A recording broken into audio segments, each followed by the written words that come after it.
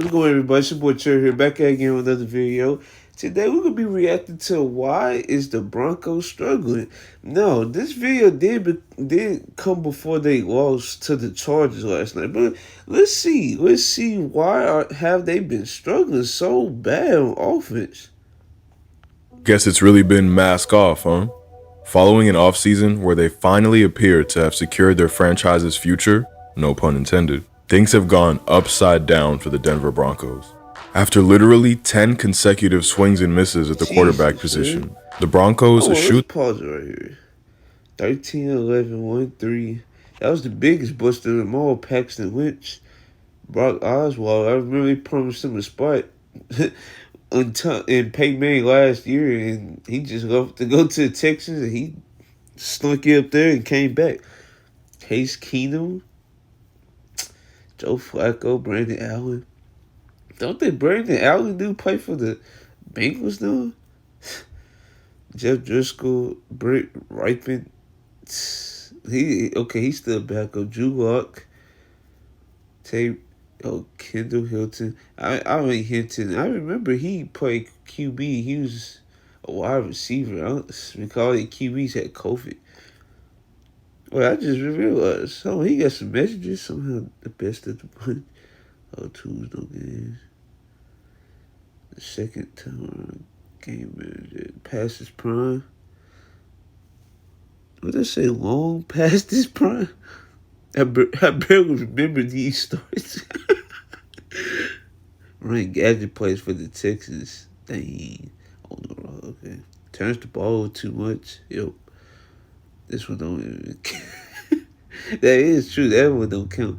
Lack of aggression and vertical play.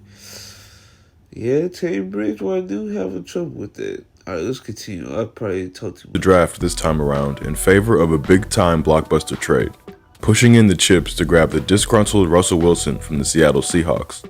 Pairing him with Aaron Rodgers' old offensive coordinator, Nathaniel Hackett, the Broncos look to add a spark to an otherwise stellar but underperforming roster. Now, while the defense has genuinely kept up their half of the bargain, the offense has been what can only be described as a complete failure. Second to last in points scored, they haven't just been ineffective at executing, but they're straight up just difficult to watch, stalling, fumbling, and miscuing at every given opportunity. So what exactly has gone wrong? Who's to blame for all this mess? And more importantly, can it be fixed? Broncos country, let's ride and find out. I don't know if it can be fixed. Let's start bluntly and with the biggest issue, Russell Wilson's vision.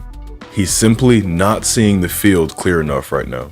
There's routine reads he's been making for years that he's just completely missing. Whether the scheme change is clouding his vision, only Russ could say, but there doesn't seem to be excuses for these misses. Here's a third down you can count on most QBs of Russ's caliber to complete, but he just whips it. The Colts are in the cover 6 that we spoke about last week, playing man to the weak side. And the Broncos have a mesh called with a scissors shot to the near sideline. Because this is a split man-zone concept, anything crossing the field is liable to break it. To protect deep crossers, the weak side safety immediately gets his eyes across to the far side, looking for threats. Knowing the two to his side are locked in man, even angling his body ready to open up and run. Pausing here, you can see the deep backed off cover 6 and how the mesh is going to leave someone open underneath. And now, it's no longer about coverage, it's just a game of space. The corner vacates the space to chase Sobert, leaving Eskridge to come wide open. And despite looking directly at it, Russ chooses the wrong crosser. Here's a nice idea to beat the Texans cover 3, but honestly a poor final result. Off the play action, Sutton will go long to clear out Stingley's deep third, and Judy will run a chair, forcing the linebacker to take him long, creating a mismatch. Now they get the matchup they want, but 57 is in lockstep with Judy, having done an excellent job to carry the double move. This, however, has opened up a big hole in the flat for Russ to exploit, and he's got a clear read on it, but he just forces this one high and wide. And honestly, this one really makes no sense. Let me pause it right here. I'm gonna go to some last night. I'm gonna show you what I saw last night. Let's see if I can find it real quick. Russell Wilson.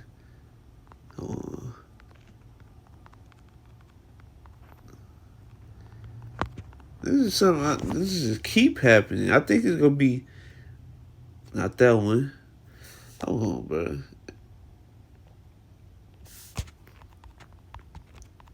What's his name? Troy Aikman. Bro, hold on. I can't find it. But it was a play last night with Russell Wilson. He had the man wide open. Tight end broke. Here you go, right here. You see this? How in the world he didn't see this? Nobody's in front of his vision because they say he's short and he been having this problem all his career. Nobody's even near this dude. Wide open. Like, bro. There's gonna probably be a couple more in this video. Because he misses twice in one play. More heavy play action again here with the flea flicker throwback. And the Broncos get exactly what they're looking for. An ultra clean pocket for Russ and two guys running free. Sutton has got to step on both the corner and the safety.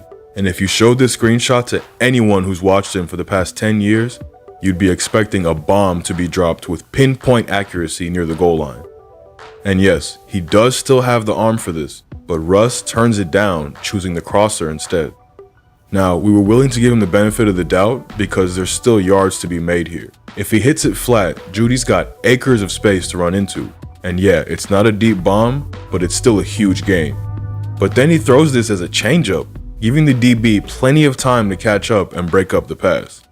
Why, Russ? Now, for the fourth down and game, and yes, he absolutely missed this read. With fresh downs available just 1 yard away, the Colts are rightfully in man with everybody up tight defending the line of scrimmage. This is perfect for the Broncos as they've called a slant flat pick play. It's run to near perfection, with Judy clearly demonstrating to the refs he's running a route with a sharp release, while making himself as big of an object as possible for the corner. The DBs don't pass off the pick, and another sharp route from KJ Hamler has him ready to walk in for the score. My problem is, like, he didn't think to realize that they called that play just for him to get open. That was the whole plan. Oh man, that's still frustrating. But for some reason, Russ never even looks at him. He's got his eyes to the backside of the formation and locked onto Courtland Sutton. This was the only place Russ had any interest in throwing the ball, and it's honestly an unacceptable miss from your franchise QB. And while we showed some early scattered misses, this locking on to Courtland Sutton has 100% been an issue, particularly around the goal line. It's bad for QBs when this works out because it breeds bad habits. Wait, pause. Sutton has 100% been an issue, particularly around the goal line. It's bad for QBs when this works out because it breeds bad habits. Here, against the Raiders, you can see it's a similar red zone situation, but the Raiders have two safeties back with a true go-to-goal situation. Russ gets his eyes to Sutton straight from the snap and never looks away. He misses the easy chances for scores on the backside and instead holds on until Sutton clears both safety windows. If the protection doesn't hold up, this is a clear miss. Now, it wasn't just the Colts game, it's cost them plenty of chances to score. His eyes never check the back or Judy to the far side. They are on Sutton the entire time, and this is going to him whether he was open or not. And here it is again against the Texans. Russ first quickly checks where the safety is, but after, it's immediately to Sutton and tracking him all the way across the field. It's cover 4 in a condensed area, so the chances of this gaining any sort of leverage is unlikely. So Russ needs to be looking for someone settling in a soft spot in the zone.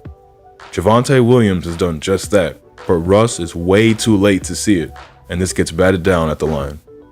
The force to Sutton has been a big problem, but fixing this alone won't solve the offense, because Russ is missing straight layups. Driving late against the Seahawks, the Broncos had themselves backed up after a stuffed screen and it's 3rd and long after an incompletion.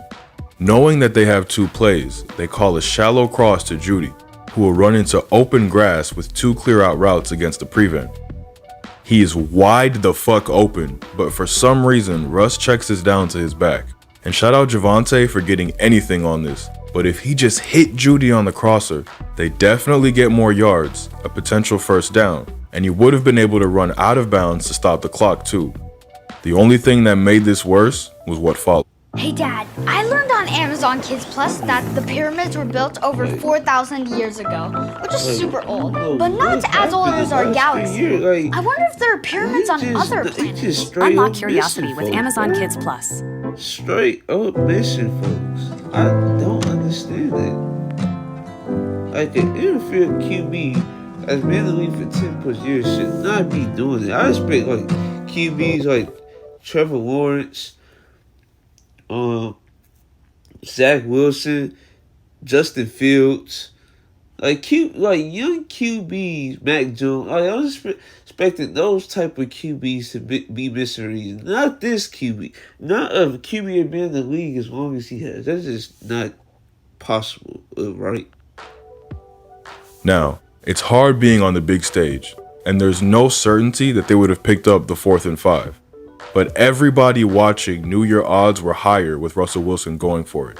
So did Hackett, initially leaving out the offense before calling a timeout late with the clock running down. And that's where the problem starts. 4th and 5 from midfield with 3 timeouts left under a minute, that's an automatic timeout call. Instead of rolling the offense back out, Hackett sent Brandon McManus out to try a 64-yarder. Of course, the football gods repaid his foolishness with a miss. Clearly in his own head about the situation, Hackett then backed away from a long field goal the following week despite it being 5 yards shorter on home turf and in the easiest stadium in the league to kick. Yes, it was earlier in the game and after a penalty, but if you trust the kicker's leg from 64 in Seattle, 59 to make the scores even, especially at Mile High, feels like good odds. And this erratic decision making is what the Broncos offense has felt like all year long. Yes, there's some nice plays here and there, and yes, Russ has missed some that they've teed up, but when it gets to the crucial downs, they just don't seem to have it. Between the 20s, the ball has moved like an average to below average offense, but when they get in the red zone, they can't do anything. The run seems to get going at times, but as soon as the area gets condensed, they lose all ability. They get blown off the ball in short yardage, and their outside game is shut off by the reduced space. Fumbles certainly don't help, but they just feel very unimaginative around the goal line. Russ has only been used in a read once, and it was a score. They seem unable to create misdirection around the goal line, and are especially poor when teams pack it with zones. Penalties and lack of a run game up close consistently puts them in these tricky goal and long scenarios where it's easy for the defense to back off and clog the end zone, forcing pinpoint throws to even create a chance of a score. And it's not just the red zone, there's some suspect as hell calls on 3rd down too. Barely half a yard needed on this one, and they call a speed option with your tight end? Okay then. Now, that's a very bad problem. And my favorite team, the Titans, they once they get to red zone, maybe 6 out of 10 or 7 out of 10 times they are scoring. They are definitely scoring a touchdown. It'll put out there, they definitely scoring a touchdown 7 out of 10 times. Like 8 or 9 out of 10 times they no matter of fact 10 out of 10 times they freaking get a point. At least a point. But the Titans' problem though, they just can't do it for the whole game. The Broncos see they can't do it every time they get there. Like, they have to rely on their kicker or punter dang near the whole game. Now, there's plenty of blame still left to go around, so let's touch on 2 key issues that we haven't yet addressed. Firstly, there's been protection issues. Russ bailing and freelancing has been a problem for his entire career, so we aren't going to criticize him for that here. That feels a bit like complaining that the sky is too blue. However, we will criticize him for failing to set protections. He's missed a number of DB blitzes this season, and it seems like defensive coordinators have caught on and been stealing from each other. His old coach was always going to have something for him, and he got him here with the late creep-up blitz. The protection will turn towards the backers. Jamal Adams jumps the empty gap, giving Russ no chance at all. That's when Jamal Adams had to see. And here it is again versus the Colts. It looks like a straight man, but 26 will come on the blitz with the backer replacing him to take the first inside man. Russ only spots him when he's less than a yard away, somehow ducking out of the initial rush, only to be swallowed up by the rest of the line. But it's not all Russ's fault. The right side of the line has been extremely poor, and even when he sets the protection correctly, they've had big issues with stunts and twists. Here, Russ correctly calls the slide right, making sure everyone is accounted for, but center Lloyd Cushenberry kicks down on the D tackle instead of waiting for the wrap from the backer Russ pointed out. Lastly, and something that is making the offense particularly difficult to watch, has been the number of drops from the receivers.